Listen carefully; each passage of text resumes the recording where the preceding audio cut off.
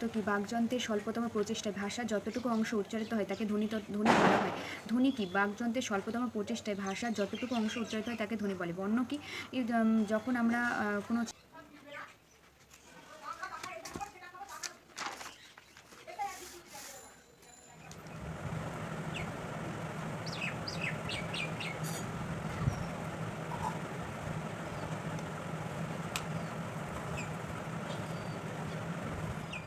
সুপ্রভাত সবাইকে। তোমরা সবাই কেমন আছো? আশা করছি সবাই খুব ভালো আছো। তো চলে এসেছি নতুন আরও একটি স্টাডি ব্লগ ভিডিও নিয়ে। সকাল সকাল ঘুম থেকে উঠেই আমি এসেছি একটু ছাদে।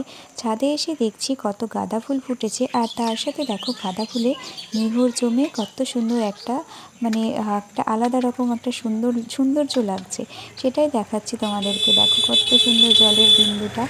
আর এবছর তো সব কিছুই আগে আগে হয়েছে, যেহেতু এই সময়টা ভাইফোঁটা হওয়ার কথা, কিন্তু এবছর তো সব কিছুই আগে আগে হওয়ার জন্য ভাইফোঁটাও আগে হয়ে গেছে। নিহরটা দেখে না ভাইফোঁটার কথা মনে পড়ে গেল। আগে যখন ভাইফোঁটা দিতাম তখন সেই ভোরবেলায় উঠে নিহর তুলতে যেতাম আমি আর আমার একটা বান্ধবী। তো যাই হোক, এখন সকাল সকাল ওঠা অভ্যাস করেছি, তাও ধরো 6টা বাজে উঠতে ঘুম থেকে। আগে যখন পড়াশোনা সেরকম করতাম না, তখন বাজতো 8:30 8টা এরকম। তো এখন অনেকটা চেঞ্জ করেছি, আস্তে আস্তে অভ্যাস আশা করছি হয়ে যাবে। তো এখন আর 8টা 8:30 পর্যন্ত ঘুমোতেই পারবো না, অনেকক্ষণ পড়া হয়ে যায় সেই সময়টা। যাই হোক, এখন আমি একটু চা খেয়ে নিলাম। হ্যালো সবাইকে, শুভ সকাল। Welcome back to my channel. আশা করছি তোমরা সকলে খুব ভালো আছো। তো চলো এখন থেকে আমি আমার স্টাডি ব্লগ ভিডিওটা স্টার্ট করলাম। ইতিমধ্যেই তোমরা জেনে গেছো আমি কিন্তু আপার প্রাইমারি টেটের জন্য প্রিপারেশন নিচ্ছি, এবং আমার কালকে ধ্বনিতত্ত্ব থেকে মক টেস্ট আছে। তো এগুলো পড়া হয়েছে, কিন্তু এখন আমি একটু রিভাইজ দিয়ে নিচ্ছি আর কি। দেখা যাক কত পেজ আছে। ঠিক আছে, এই 2 পেজ, 4, 6, 8, 10, 12, 14, 16, 17 পেজ আছে। তো এগুলো এখন রিভাইজ করছি আর কি। আর এই যে আর একটা খাতা আছে, তো এই খাতাটাই আমি একটু নোট করি আর কি। আমি পার্সোনালি একটু নোট করে নিই। এটা অল সাবজেক্টেরই নোটের খাতা আমি নিজে করেছি নতুন করে। তো এটাও পড়তে হবে, এটাও মিনিমাম 4-5 পেজ আছে। তো চলো এখন একটু আমি রিভাইজটা করবো।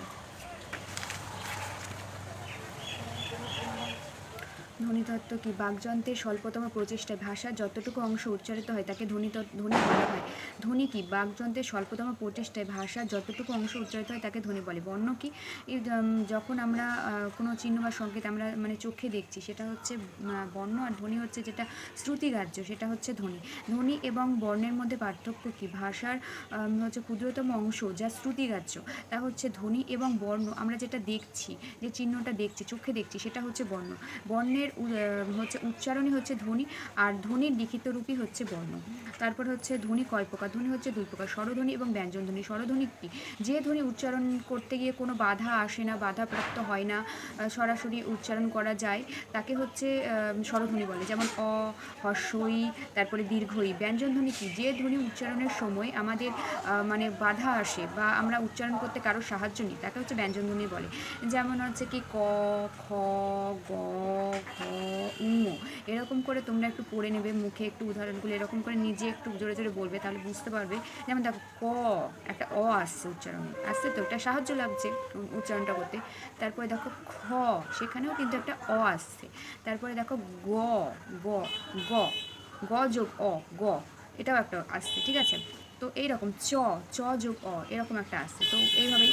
তো চলো আমি এখন একটু রিভাইজ করে নিই, আর তোমাদের সাথে তো এইগুলো আমি নেক্সট যখন বিষয়বস্তু শেয়ার করবো তখন তো বলেই দেবো। আমি এখন একটু পড়ে নিই, ঠিক আছে। চা খেয়ে আমি একটু ধ্বনিতত্ত্বর এগুলো পড়ছিলাম, আর তার সাথে আমি একটু নোটস করছিলাম। তোমরা অনেকেই জানো যে বুধবার আমাদের প্রাইভেটে একটা এক্সাম নেওয়ার কথা আছে, মানে মক টেস্ট নেওয়ার কথা আছে 30 মার্কের। তো সেই জন্যই আমি একটু বারংবার একটু রিভাইজ করে নিচ্ছিলাম। জানি না কেমন পারবো না পারবো, কারণ আমি তো কোনো দিন আপার প্রাইমারি টেট বলো, প্রাইমারি টেট বলো, প্রিপারেশান নিইনি। সেহেতু বুঝতে পারছি না কীরকম প্রশ্ন হবে বা কীরকম প্রশ্ন হতে পারে, কীভাবে অ্যান্সার দেবো, পারবো তো, এই একটা অনেক রকমের চিন্তা চলে আসছে। তো জানি সব কিছু হয়তো একেবারে পারবো না, কারণ প্রিপারেশান নেওয়াই হলো বোধহয় আমার 4 মাস বোধহয় এরকম হবে। তো যাই হোক, এদিকে দেখো আমি চিড়ে ভেজেছি আর এদিকে কিছু ফল কাটা রয়েছে, সেগুলোই সকালবেলায় আজকে একটু খাবো। আর তারপরে খেয়ে দিয়ে একটু রেস্ট নিয়ে আমি আবার পড়তে বসেছিলাম, মানে একটু নোটস তৈরি করছিলাম এই আর কি। তো যেটা বলছিলাম যে একদিনে হয়তো সফল হব না, কিন্তু একদিন না একদিন ঠিক সফল হব, এই আশায় আছি। এই আশায় আমি না, তোমরাও নিশ্চয়ই আছো যে একদিনে হয়তো বা হব না, কিন্তু একদিন না একদিন ঠিক আমরা সফল হবই। তো যাই হোক, এটাই হচ্ছে কথা। তো তারপরে আমি একটু লিখে একটু রিভাইজ করে নিচ্ছিলাম। আর রিভাইজ করার সময় আমি একটু দাগিয়ে নিয়েই পড়ছিলাম, কারণ একটু হাইলাইট করে নিলে সেই পয়েন্টগুলো পড়লে পরে দেখলেই মনে পড়ে যে এই জায়গাটা এই পয়েন্ট ছিল, তখন আর অত খুঁটিয়ে পড়তে হয় না সেই জন্য আমি একটু দাগিয়ে দাগিয়ে পড়ে নিই। খাতার নোট হলেও আমি কিন্তু দাগিয়েই পড়ি। তো যাই হোক, এখন একটু রিভাইজটা করে নিচ্ছি, কালকে কী যে করব আমি নিজেও জানি না। তো এটাই আশা রাখছি, যেটা হবে ভালোই হবে। আমি যেটুকু পেরেছি করেছি, আমি আমার 100% দিয়ে রিভাইজ করার চেষ্টা করেছি এবং পড়েছি। বাদবাকিটা তো কালকে প্রাইভেটে গেলেই বুঝতে পারবো। আর অবশ্যই তোমরা একজন বলেছো আমাকে যে আমার যে মক টেস্ট হবে সেই মক টেস্টের কোশ্চেনগুলো শেয়ার করতে, এবং তার সাথে আমার কত স্কোর হয়েছে সেটা, এটাই বললাম বোধহয় না, কত স্কোর হয়েছে সেটা জানাতে, আর তার সাথে কোশ্চেনগুলো শেয়ার করতে। তো যাই হোক, আমি অবশ্যই শেয়ার করব। দেখা যাক কালকে কীরকম এক্সামের কোশ্চেন আসছে। আমি তো বুঝতেও পারছি না এর থেকে কীরকম করে কোশ্চেন দেবে না দেবে, আমি কি করব সেটাও জানি না। তো যাই হোক, এইটুকুই আশা যে আমি পড়েছি, আমার মতন পড়েছি। এখন দেখা যাক, সবই পরীক্ষার উপর ডিপেন্ড করবে। তো তোমাদের সবার প্রিপারেশান কেমন চলছে অবশ্যই জানিও। আর WBSSC group C group D এর তোমাদের কতটুকু কমপ্লিট হলো এটাও কিন্তু আমাকে জানিও, আমিও কিন্তু পরীক্ষা দেব। তো সেটা আমারও একটু জানা দরকার যে তোমাদের কীরকম প্রিপারেশান হলো। তো আমার প্রিপারেশান পড়ছি কিন্তু ভুলে যাচ্ছি, পড়ছি ভুলে যাচ্ছি, এরকম হচ্ছে, জানি না কেন। আসলে পড়াশোনা থেকে অনেক দিন বিরত আছি বলে হয়তো এরকমটা হচ্ছে। আশা করছি 1-2 বছর যদি এইভাবেই পড়তেই থাকি তাহলে হয়তো এই প্রবলেমটা আসবে না, কারণ যেহেতু কয়েক মাস হয়েছে শুরু করেছি, সেই জন্য হয়তো এরকম সমস্যা হচ্ছে। কিন্তু যখন আমি কন্টিনিউ 1-2 বছর 3 বছর করে ফেলবো, তখন আর এই সমস্যাটা হবে না। আমি অনেককে দেখেছি যে অনেকে 2-3 বছর 4 বছর ধরে প্রিপারেশান নেওয়ার পর সফল হয়েছে। কেউ কিন্তু একদিনে সফল হয় না। সফল হওয়ার জন্য কিন্তু একটা নির্দিষ্ট সময় চাই অবশ্যই। সেই সময়টা আমি জানি দরকার। সেই সময়টা আমিও চাই যে হয়তো একদিন হবে সব কিছু, পরিশ্রম করছি নিশ্চয়ই হবে। সফলতা একদিন ঠিকই আসবে, কিন্তু শুধু সময়, ধৈর্য আর অপেক্ষা, এই 3টের কিন্তু দরকার, আর পরিশ্রম, এই 4টের দরকার। তো পরিশ্রম করছি আমি আমার মতন, আর ধৈর্য ধরে আছি, একদিন হবে। আর দেখা যাক, এখন সবই ভগবানের ওপর আর নিজের, মানে যেটুকু পড়েছি সেটুকুর ওপরে আস্থা আর কি। তো যাই হোক, তারপরে দেখো আমি স্নান টান করিনি, আমি একদম পড়ে নিয়ে তারপর স্নান খাওয়া করে ঘুমোই আর কি। একবার যদি আমি স্নান করে নিই না 12টা বা 11টার দিকে, তাহলে কিন্তু আমার ঘুম চলে আসবে, আমি আর পড়তে পারবো না। তো সেই জন্য আমি স্নান টান করি না, আমি এইভাবেই পড়ে নিই। তো যাই হোক বন্ধুরা, ভিডিওটা এখানেই শেষ করছি। সবাই ভালো থেকো, সুস্থ থেকো।